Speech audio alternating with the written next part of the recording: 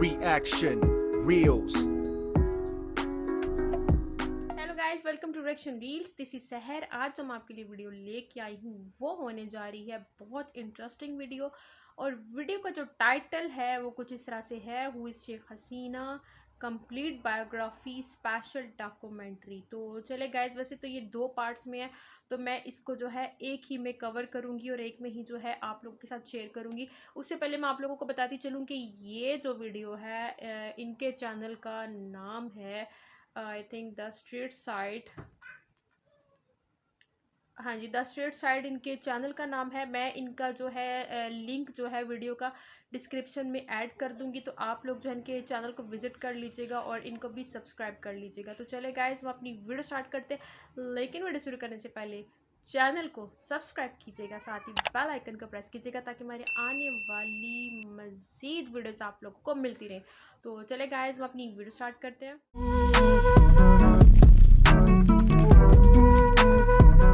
ये है 15 अगस्त 1975, जब ढाका एक और सख्त दिन गुजारने के बाद आराम कर रहा था। लोग अभी नए दिन का सूरज देखने के लिए उठ ही रहे थे कि अचानक गोलियों की आवाज से पूरा शहर कांप उठा।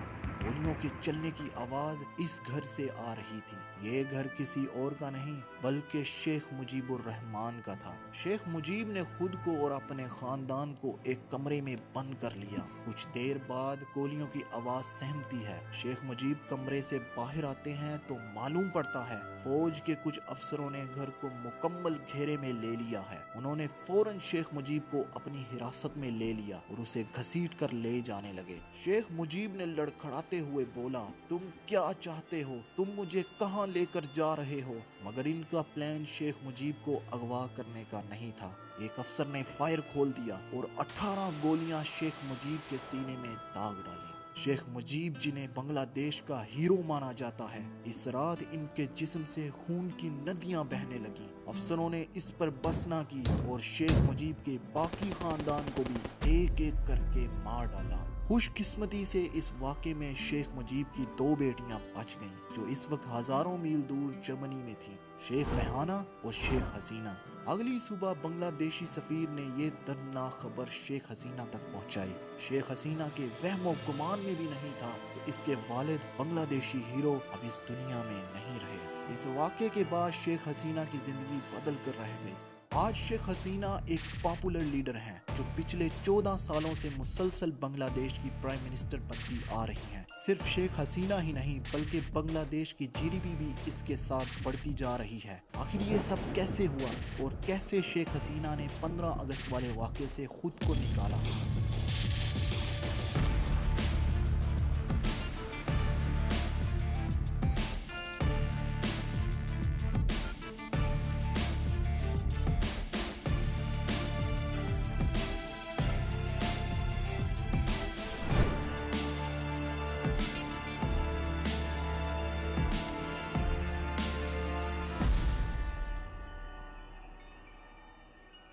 साल 1947, जब ढाका के एक इलाके गोपालगंज में शेख खानदान के घर एक बेटी का जन्म हुआ। लेकिन इस वक्त यहाँ कोई बांग्लादेश नहीं था, बल्कि इसे ईस्ट पाकिस्तान कहा जाता था, जो ताज़ा ताज़ा भारत से आज़ाद हुआ था। शेख हसीना के वालिद शेख मुजीब इस वक्त में भी एक जाने माने सियासतदान थे, जिन्होंने पाकिस्तान बनाने में भी अपना किरदार अदा किया और पाकिस्तान बन जाने के बाद भी बंगालियों के हकूक के लिए अपनी आवाज़ बुलंद की। इस सब से ये साबित होता है कि शेख हसीना का जन्म किसी आम खानदान में नहीं हुआ, मगर यहाँ कहानी में एक दूसरा रुख भी है। शेख मुजीब को अक्सर जेल में डाल दिया जाता था, जिसकी वजह से शेख हसीना का बचपन बगैर बाप के गुजरता था। एक दोस्त ने शेख हसीना से पूछा, तुम अपने वालिद के बारे में क्या कहना चाहोगी? तुम इन्हें क्या बोलकर बुलाती हो? मगर जवान हसीना के पास इसका कोई जवाब ना था। इसने महसूस किया कि काश वो अपने बाप की किसी तरह मदद कर सकती। शेख मुजीब 1949 से लेकर 1952 तक जेल में रहे,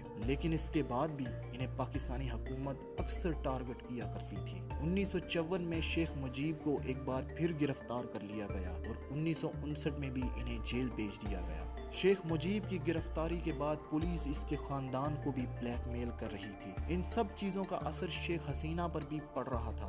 अपनी जवानी में ही शेख हसीना को पाकिस्तान से नफरत होने लग पड़ी थी। इस सब के बावजूद भी शेख हसीना ने अपनी पढ़ाई जारी रखी और साल 1967 में इसने एक न्यूक्लियर साइंटिस्ट एम.ए. वजीद मियाँ से शादी कर ली। साल 1969 जब पूरे इस पाकिस्तान में बड़ी तादाद में लोग पाकिस्तानी मिलिट्री डिक्टेटर याहिया के खिलाफ सड़कों पर आ गए और देश में इलेक्शन का मुतालबा करने लग गए। शेख मुजीब इस दौरान भी जेल में कैद थे। शेख हसीना ने भी इस तहरीक में भरपूर हिस्सा लिया। चूँकि शेख मुजीब जेल में कैद थे तो जेल से शेख मुजीब का पैगाम लोगों तक पहुँचाने की जिम्मेदारी शेख हसीना ने ले ली।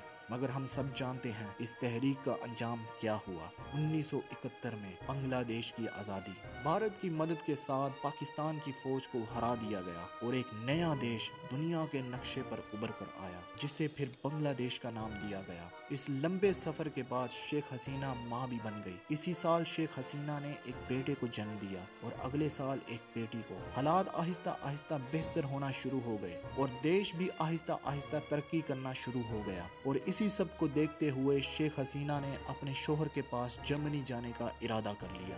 ये था साल जुलाई 1975 जब शेख हसीना ने आखिरी बार एयरपोर्ट पर अपने खानदान को देखा और एक महीने बाद ही बांग्लादेश में फौज हुकूमत संभाल लेती है और शेख मुजीब समेत इसके बाकी खानदान को एक एक करके मार डालती है। इस वाक़े के बाद शेख हसीना पर भी पाबंदी लगा दी जाती है कि वो अब कभी बांग्लादेश नहीं आ सकती। अगर वो आई तो इन्हें भी जेल में डाल दिया जाएगा और फिर मार दिया जाएगा। शेख हसीना अब बांग्लादेश तो ना आ सकती थी तो इस सब के बायस उन्होंने भारत की इस वक्त की प्राइम मिनिस्टर इंदिरा गांधी से रब्ता किया।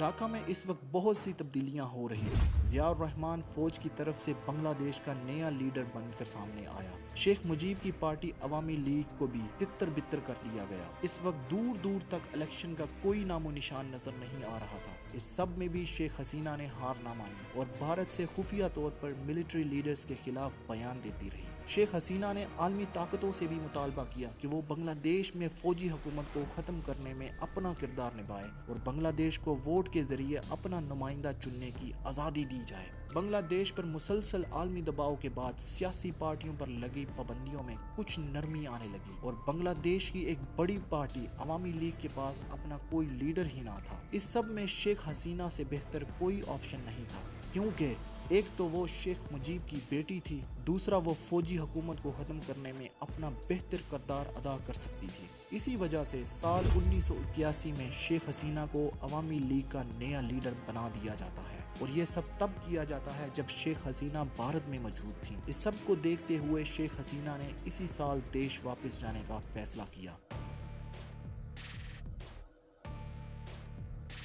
ये एक बड़ी मूव थी। लाखों लोग एयरपोर्ट पर शेख हसीना के इंतजार में खड़े थे। एयरपोर्ट से शेख हसीना के घर तक लोगों का रश लगा हुआ था। शेख हसीना ने आते ही गेम बदल कर रख दी। इसने 15 पार्टीज को अपने साथ मिलाया और फौजी हुकूमत के खिलाफ भरपूर कैंपेन शुरू कर दी। ये कैंपेन फौजी हुकूमत को इतनी चुभने लग गई कि साल 1983 में ढाका यूनिवर्सिटी में फौज ने अपने ही तुलबा के खिलाफ गोलियां चलाना शुरू कर दी। अगले ही दिन शेख हसीना भी इस एहतजाज में शामिल हो जाती है और फौज इन्हें भी गिरफ्तार कर लेती है। इनकी आंखों पर पट्टी लगा दी जाती है और इन्हें किसी नामालूम मुकाम पर भेज दिया जाता है। ये एक आम रूटीन सी बन जाती है। शेख हसीना को कभी छोड़ दिया जाता, कभी घर में नजरबंद कर दिया जाता। और फिर आता है साल 1986 जब काफी अरसे बाद बांग्लादेश में इलेक्शन करवाए जाते हैं, पर ये इलेक्शन फौजी लीडर इरशाद की निगरानी में करवाए जाते हैं। शेख हसीना ने भी इस इलेक्शन में हिस्सा लिया और इनकी पार्टी अवामी लीग 100 से ज्यादा सीटें जीतने में कामयाब हो जाती है और शेख हसीना ओपोजिशन लीडर बनकर सामने आती है।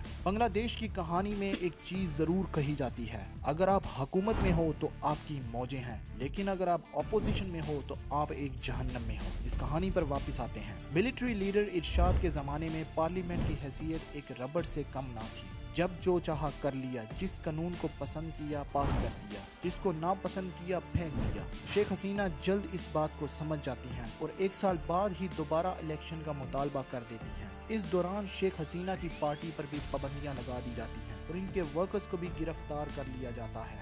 जब आहिस्ता आहिस्ता अवाम मिलिट्री लीडर इरशाद के खिलाफ आने लगती है तो इरशाद 1 साल बाद ही पार्लियामेंट को ख़त्म कर देता है मगर इस बार फौज डायरेक्ट शेख हसीना के खिलाफ मैदान में उतर जाती है। शेख हसीना एक बार रैली से खिताब करने जा रही थी कि एक क्रेन की मदद से इनकी कार को उठाने की कोशिश की गई, जबकि शेख हसीना अंदर गाड़ी में मौजूद थी। लेकिन लोग क्रेन के सामने आ जाते हैं और इसी बाइस शेख हसीना गाड़ी से निकलने में कामयाब हो जाती हैं। साल 1988 में एक बार फिर शेख हसीना पर कातिलाना हमला किया जाता है। जब वो चिटागोंग में जलसे से खिताब कर रही थी, अचानक पुलिस ने फायर खोल दिया, जिसके नतीजे में मौका पर मौजूद 80 लोग जान से जाते हैं। शेख हसीना इस बार भी बच जाने में कामयाब हो जाती है। इस तरह की मजीद कई कोशिशें की गई ताकि शेख हसीना को किसी तरह रास्ते से पक्का हटा दिया जाए। कुल मिलाकर शेख हसीना पर 19 बार कातिलाना हमला किया गया, मगर वो हर बार बच जाती थी। शेख हसीना की मेहनत रंग लाने लगी और मिलिट्री लीडर इरशाद के सामने एक समझौते का फार्मूला रखा, जिसे फिर इरशाद ने मान लिया और हुकूमत छोड़ने के साथ साथ इलेक्शन का भी ऐलान कर दिया। इस सब के बाद होना तो ये चाहिए था कि देश में इलेक्शन करवाए जाते और शेख हसीना को हुकूमत दे दी जाती, मगर ऐसा कुछ भी ना हो। एक और ट्विस्ट शेख हसीना की राह देख रहा था। शेख हसीना 1991 का इलेक्शन नहीं जीत पाई। जीता कौन? खालिदा जिया, जो एक बेवा थी और मिलिट्री लीडर जियाउर रहमान की बीवी थी। इस सब के मुकाबले में शेख हसीना ने वही किया जो काफी अरसे से करती आ रही थी। उन्होंने बाकी तमाम पार्टीज को अपने साथ मिलाया और खालिदा जिया के खिलाफ सड़कों पर आ गई। साल 1996 में फिर से इलेक्शन करवाए गए और इस बार शेख हसीना की मेहनत रंग ले आई और इन्हें देश का प्राइम मिनिस्टर बना दिया गया। शेख हसीना ने हुकूमत संभालते ही बड़े बड़े फैसले लेना शुरू कर दिए। उन्होंने सालों से चल रहे भारत के साथ पानी के मसले को हल करवा दिया। चिटागोंग के पहाड़ों से आने वाले खतरे को भी हल करवा दिया। और तो और उन्होंने किसानों को घर देने के साथ साथ बेवा औरतों के लिए खास हुकूमती सपोर्ट का प्रोग्राम भी दिया। लेकिन बांग्लादेश की आवाम के लिए ये सब काफी ना था। साल 2001 के इलेक्शन में शेख हसीना को बुरी तरह हार का सामना करना पड़ा। खालिदा जिया की पार्टी बीएनपी आराम से 2/3 अक्सरियत लेने में कामयाब हो गई, जबकि शेख हसीना अपने इलाके से ही सीटें हार गई। तो इस सब में शेख हसीना अब क्या करती? लीडर्स जब उनको हार का सामना हो जाए तो वो क्या करते हैं? वही के इल्जाम दूसरों पर लगा देना। शेख हसीना ने निज़ाम को ही बुरा भला कहना शुरू कर दिया। उन्होंने केयर टेकर गवर्नमेंट पर खालिदा जिया की मदद करने का इल्जाम लगाया। जो भी वजह हो, वो इलेक्शन तो हार गई थी। शेख हसीना अब ऑपोजिशन में थी और यहाँ वही बात आ जाती है, जब आप बांग्लादेश में ऑपोजिशन में हो तो आप पर बहुत सी मुश्किलें आने वाली हैं। शेख हसीना की पार्टी अवामी लीग को एक बार फिर निशाना बनाया जाने लगा। यहाँ तक के साबिक वजीरों को भी मारा जाने लगा। अवामी लीग के हजारों वर्कर्स को भी जेलों में डाला जाने लगा। साल 2006 में खालिदा जिया की हुकूमत की मुद्दत पूरी हो गई और ये वक्त अब नए इलेक्शन का था। लेकिन यहाँ पर एक मसला था। शेख हसीना और खालिदा जिया दोनों किसी केयर टेकर गवर्नमेंट पर राजी नहीं हो रही थी। एक बार फिर देश में दोनों साइड्स की तरफ से एहतजाज होने लगे। ये एहतजाज इतने खतरनाक हो गए कि फौज को केयर टेकर गवर्नमेंट के जरिए पावर में आने का एक और मौका मिल गया और केयर टेकर हुकूमत जो फौज के अंडर चल रही थी, इसने पूरे देश में इमरजेंसी लगा दी।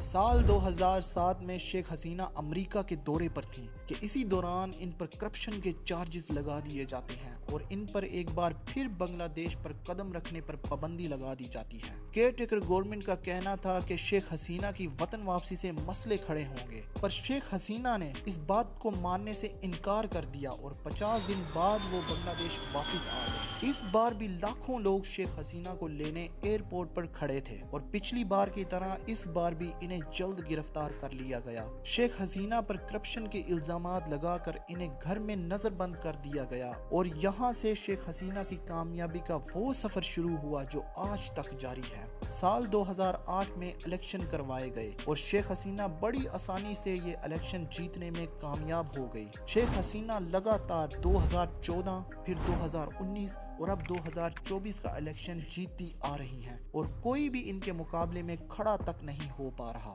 और अपोजिशन हर बार की तरह शेख हसीना पर इलेक्शन को बदलने का इल्जाम लगाती आ रही है। कई इलेक्शन तो अपोजिशन ने खुद बॉयकॉट किए, जिसकी वजह से शेख हसीना की पार्टी आराम से इलेक्शन जीतती आ रही है। इसीलिए अगर शेख हसीना की जिंदगी को देखा जाए तो इसने क्या ऐसा किया कि बांग्लादेश हर बार इसे ही अपना लीडर बनाता आ रहा है। कहानी यहाँ पर खत्म नहीं हुई।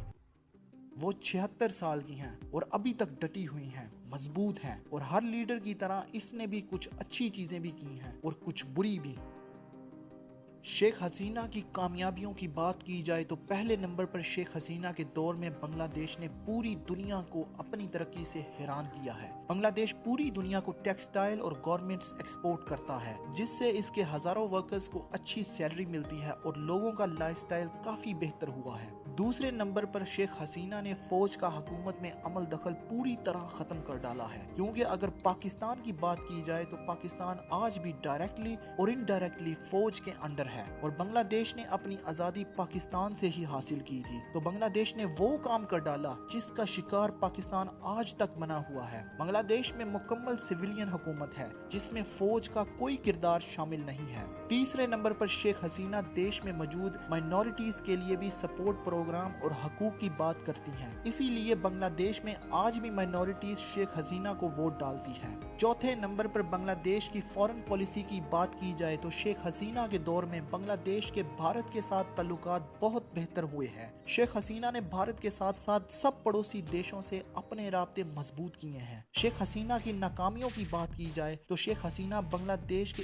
इस साइकिल को तोड़ने में नाकाम रही है, जिसका शिकार वो खुद काफी अरसे तक रही। शेख हसीना ने अपने दौर में भी अपोजिशन पर वो जुल्म किए जो एक जमाने में खुद इन पर किए जाते थे। आज बांग्लादेश में कोई अपोजिशन नहीं है, सब अपोजिशन या तो जेल में है या घर में नजरबंद है। कोई भी शेख हसीना की पार्टी के खिलाफ खुलकर बात नहीं कर सकता, क्योंकि जो बात करता है वो फिर पछताता है। आज भी बांग्लादेश में वही रवायत है, अगर आप हुकूमत में हैं आपकी मौजें हैं, लेकिन अगर आप अपोजिशन में हो तो मुश्किल वक्त के लिए तैयार रहो।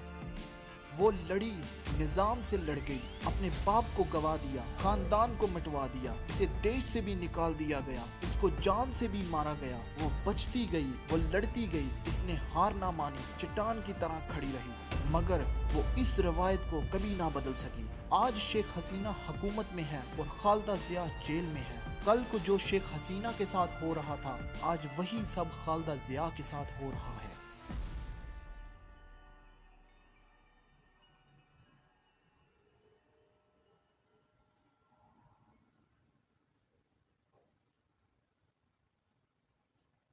सो गाइज, ये थी हमारी आज की वीडियो। बहुत अच्छे से इन्होंने डिस्क्राइब किया शेख हसीना की बायोग्राफी, इनकी पूरी जो है लाइफ इन्होंने डिस्क्राइब किया वीडियो में, बहुत अच्छे से इन्होंने बताया। और इस चीज़ का मुझे इल्म नहीं था कि शेख हसीना जो है वो शेख मुजीबुर रहमान की बेटी है, और इस चीज़ का भी इल्म नहीं था कि शेख मुजीबुर रहमान को जो है कत्ल कर दिया गया था। लेकिन शेख हसीना का उन्होंने बताया कि अभी तक जो है वो हुकूमत जो है चला रही हैं, और कितनी मुश्किलें जो है इन्होंने फ़ेस की हैं बीइंग अ वुमन, कि इतनी मुश्किलात एक औरत के लिए सहना जो है एक बड़ी अहमियत रखता है, बड़ी मानी रखती है ये बात, कि किस तरह से उन्होंने इतना अरसा अपने वालिद के जाने के बाद उन्होंने स्ट्रगल को जारी रखा। अपनी फैमिली होते हुए भी इन्होंने स्ट्रगल की अपने कंट्री के लिए। कभी मतलब उन पे मुसीबतें आती रहीं, और कंट्री पे भी जो है मुसीबतें वगैरह आती रही। एक्चुअली जो इन्होंने डिस्क्राइब किया ना, वो सारी इन्होंने बांग्लादेश की हिस्ट्री जो है वो सामने रख दी है। जिस तरह से आप ले लें कि इन्होंने बताया कि इन्होंने किसानों को घर दिया, इन्होंने उन लोगों को जो है अपने हाथों में लिया, और उसके बाद जो बेवा ख़वातीन होती हैं उनके लिए भी जो है इन्होंने काफ़ी जो है काम किया, और उसके बाद जो है माइनॉरिटीज़ के लिए भी इन्होंने जो है स्टेप्स लिए, और काफ़ी जो है इन लोगों का भी साथ दिया। इसीलिए जो है ये सब जो लोग हैं ये इनके साथ देते हैं। एक्चुअली होता ये है कि अवाम में जो इस तरह के जो लोग होते हैं ना, अब इन मतलब मराद दी जाए ना अगर हुकूमत की तरफ से अगर अवाम को, तो वो फिर अवाम भी जो होती है वो हुकूमत के साथ जो है वो अच्छे तरीके से चलती है, मतलब कि एक अच्छा उनका एक रिलेशन बन जाता है। तो वो लोग होते हैं जो हर साल जो है इनको चूज़ करते हैं, और वो चाहते हैं कि वही जो है प्राइम मिनिस्टर हैं। किस्मत जो है इन पे मेहरबान होगी, या ये लोगों के साथ अच्छी रही हैं, तो इस वजह से जो है ये बार बार जो है हुकूमत में आती हैं, और अब तक जो है वो हुकूमत में हैं। और सारी दुनिया को इस चीज़ का पता है कि जो बांग्लादेश की GDP है इस टाइम काफ़ी बेहतर होती जा रही है, और काफ़ी चीज़ों में बेहतर होते जा रहे हैं। और बात की जाए इनकी और इस तरह की चीज़ों की, तो इन्होंने जो है बांग्लादेश में काफ़ी तरक्याती काम भी जो है वो भी करवाए हैं। जैसे टनल ले लें वो भी, और इसके अलावा जो एयरपोर्ट्स वगैरह है और जो मेट्रो ट्रेन्स वगैरह है, इस तरह के काफ़ी इन्होंने जो है तरक्याती काम किए हैं। अब इस तरह के लीडर्स होंगे तो कौन सी आवाम ऐसी होगी कि जो इनको वोट ना करे और उनका साथ ना दे। तो सो गाइज़, ये थी हमारी आज की वीडियो, हमारा आज का रिएक्शन। वीडियो पसंद आए तो लाइक कीजिएगा, चैनल को सब्सक्राइब कीजिएगा। मिलते हैं अगली वीडियो में, तब तक के लिए।